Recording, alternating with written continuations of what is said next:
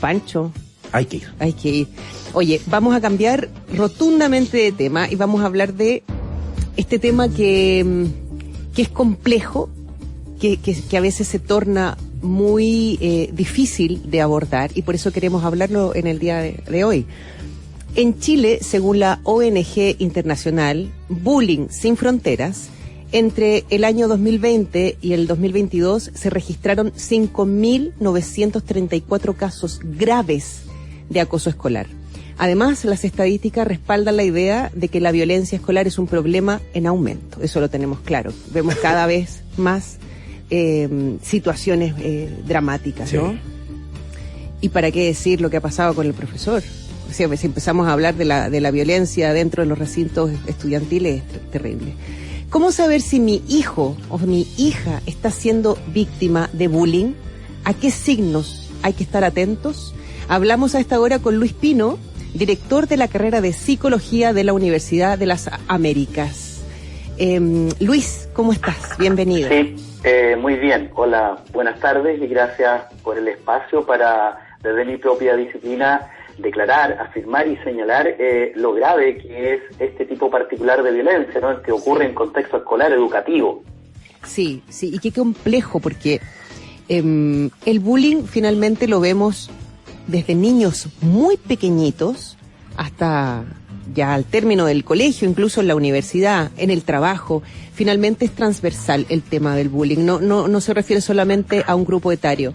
Y eso es un problema porque hay muchas personas que, independiente de su edad, callan esta situación. Y por eso una de las primeras preguntas, Luis, es ¿cuáles son los síntomas, digamos, que hay que estar, a los cuales hay que estar alertas como tutores?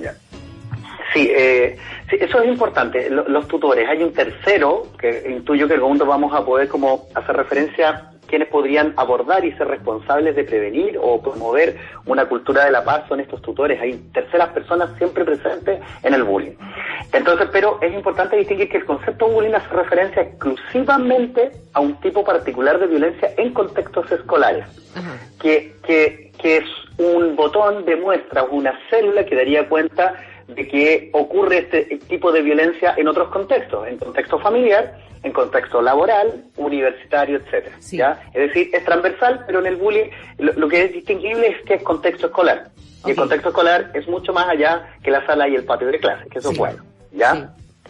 Entonces, atendiendo directamente a la pregunta, ¿a qué cosas tenemos que prestar atención en el caso, por ejemplo, si somos padres, que somos ávidos de estar atentos a lo que le ocurre a nuestros hijos? Lo obvio es cambios conductuales repentinos, bien digo. Repentinos y repetitivos, por lo demás. Por ejemplo, que el niño comienza a ser fóbico frente al colegio, no quiere asistir al colegio. Eso podría ser un signo, no de bullying, pero un signo de que algo está pasando.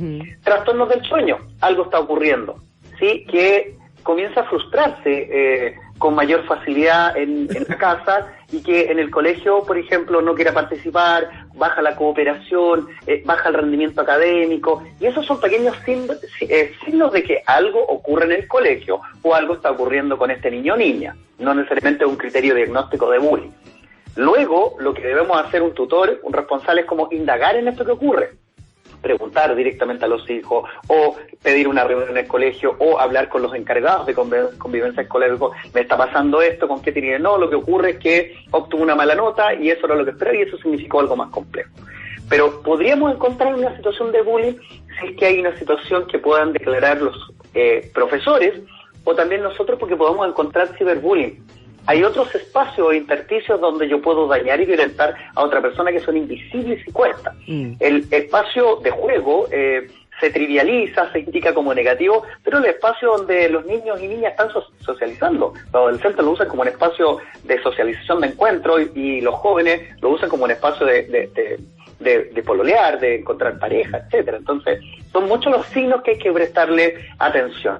Pero los encargados de convivencia escolar serán los que van a indicar sí, que aquí hay una situación de bullying, lo intencional. Hay alguien que dolosa e intencionadamente quiere denostar, maltratar física o psicológicamente a otra persona. Luis, yo soy de una generación donde el bullying era súper habitual, digamos, pero nadie se daba cuenta que era bullying porque el término no existía, digamos, claro.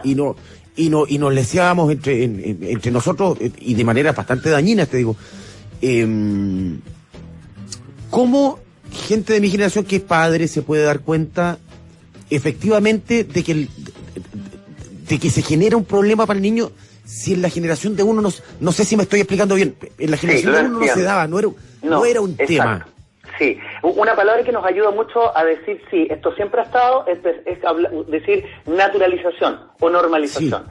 Cuando tú normalizas cualquier tipo de conducta, por ejemplo, normalizar hacer deporte, porque nunca hago deporte y lo hago con habitualidad, después se vuelve algo normal y habitual. Cuando un niño se cepilla los dientes, se invisibiliza, porque lo hace. Entonces hay cosas positivas que se invisibilizan porque uno las actúa nomás, y hay otras situaciones graves en nuestra vida social que también se invisibilizan o naturalizan, y a partir de eso no las vemos. Entonces, el bullying hasta hace muy poco tiempo atrás, años 90 o 2000 hacia atrás, el bullying era algo invisible. Era naturalizado y primaba la ley del más fuerte en ese tipo de expresión. ¿Qué es lo que tenía que hacer una persona? Sobrevivir al maltrato como parte de un aprendizaje. Y por eso hoy nos encontramos con muchas problemáticas psicosociales de otra índole, ¿sí? Y que no lo logramos articular y relacionar con el bullying porque era invisible. Tras problemáticas de salud mental, problemáticas interpersonales, violencia interpersonal y intrafamiliar. ¿Sabes qué? A mí la sensación que me queda es que yo insisto, yo tengo 50 años, gente de mi generación lo sigue normalizando. ¿Sabes por qué? Yo he escuchado, no sé si has escuchado tú también, estos cabros son de cristal.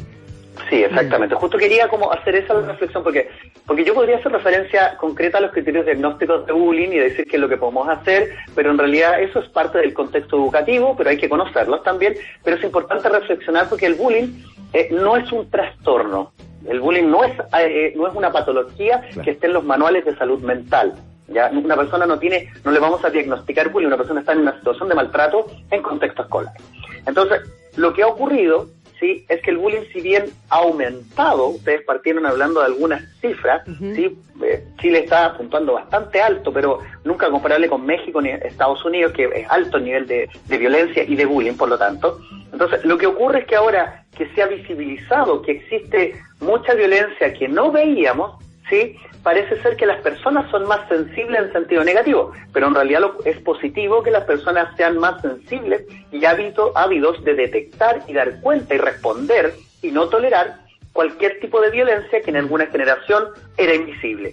Pero aún quedamos personas, porque comenzar a desnaturalizar algo es un proceso de aprendizaje largo. Sí. Hay intervenciones de bullying que demoran 10 años para que en un contexto escolar se comience a existir la cultura de la paz. Porque la cultura de la ley del más fuerte es algo que predomina, contraviniendo todos los esfuerzos que hacen los profesionales de la educación y padres también. Luis, tengo una duda, no sé si lo entendí bien. ¿Cómo se le denomina entonces al acoso cuando es en otros escenarios, cuando es en la casa, por ejemplo? En la casa es violencia intrafamiliar. Violencia intrafamiliar. Cuando un profesor, o sea, un estudiante golpea a un profesor, no es bullying, es violencia escolar. Cuando ocurre esto en el trabajo, ¿sí? Se llama mobbing, violencia laboral o acoso laboral. Y que tienen algunos elementos similares, pero son con cualidades distintas. ¿Ya? Pero ¿por qué es más grave el bullying? Porque son menores de edad y porque están en un contexto donde justo lo que no debe ocurrir es el bullying. No debe ocurrir violencia, entonces están aprendiendo violencia. Eso es interesante como reflexión. Ahora, Luis, tú decías que el bullying se da, claro, en el contexto de colegio, al interior, pero también fuera, redes sociales, a las que un padre mucho no puede acceder, digamos. ¿Cómo podemos hacerle entender a nuestros hijos que tiene que salir de repente de ese entorno, del mismo entorno del colegio, estando en redes sociales? Ya, lo entiendo. A ver, lo que ocurre es que lo bonito de decir bullying en contexto escolar es que no hemos precisado qué es el contexto escolar. Y esto es importante, por eso hay una ley, ¿ya? Porque ¿cuándo se termina el colegio? ¿Cuándo uno está fuera del colegio? Los seres humanos a veces somos muy concretos, decimos fuera del colegio significa fuera de las paredes y la puerta del colegio, pero en realidad eso se refiere al espacio físico. Pero el contexto va más allá de lo físico, porque somos seres humanos y vivimos en un mundo abstracto, por lo tanto, contexto escolar. Doy un ejemplo que tiene que ver con el aprendizaje. El aprendizaje, cuando alguien hace clic o insight, es cuando está en la sala de clases y entendió un procedimiento, ¿sí? O en realidad en un momento que está jugando o está de vacaciones y relaciona dos cosas y dice, ahora entendí y ahora aprendí. Entonces, el contexto de aprendizaje educativo es mucho más amplio, abarca todos los espacios, va mucho más allá del colegio.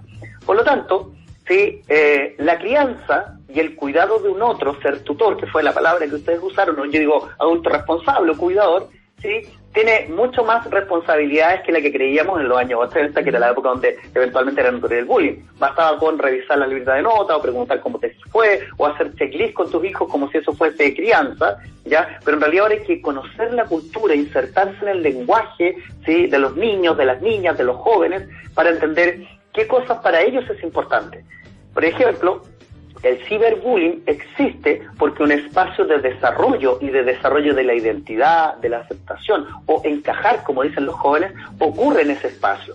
Por lo tanto, yo voy a ser capaz de maltratar a otra persona en pro de la aceptación social, que es lo que ocurre en la sala de clase, porque el que se burla de otro no se burla porque quiere maltratarlo en sí mismo, sino porque es una forma de ser aceptado socialmente, porque si yo me burlo del otro, los demás se ríen y refuerzan mi conducta. Sí. Y eso es lo complejo del bullying.